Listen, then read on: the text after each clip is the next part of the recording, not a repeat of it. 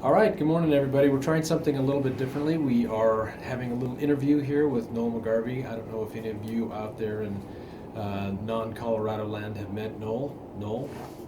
Good morning.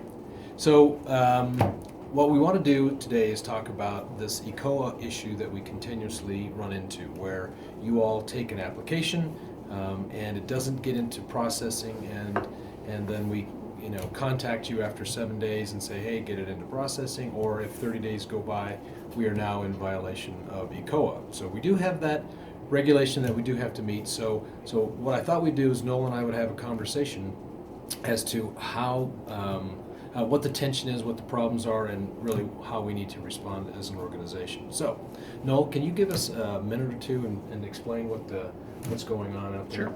Okay. So once the application's been taken, so the trigger for that's the GFE application date. We have a 30-day clock associated with it to satisfy our COAG obligation.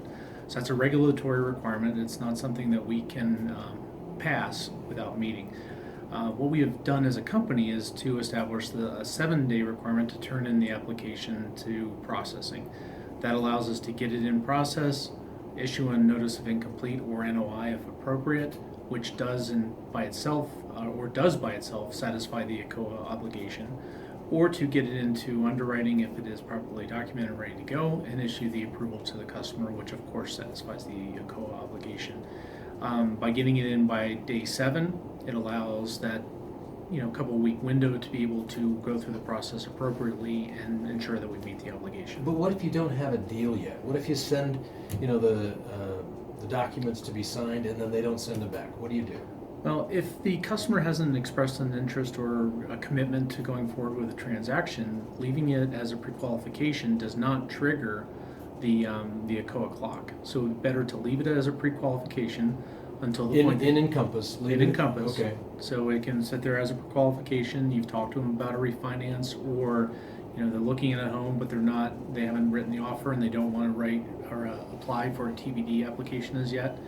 But the pre-qual can sit there while you work through and get their commitment to proceed. Okay. Now, what about a TBD? So let's say you have a purchase deal and they don't have a property.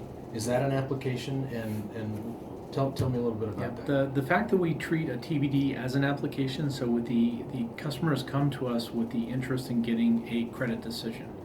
That's the purpose of the TBD.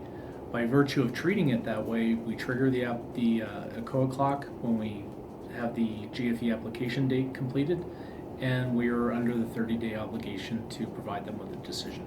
Okay. All right, so hopefully that's a little bit more clear for you. Please email me if you have any questions. Sorry for the shaking of the camera. That's just my arm getting tired holding my phone. So we do need to get all applications in. When you take an application, we need to get that into processing within 7 days. We do need to meet, it's a requirement, we do need to meet ECOA. So if you have any questions, please email me. You guys have a great day. Talk to you soon. Bye.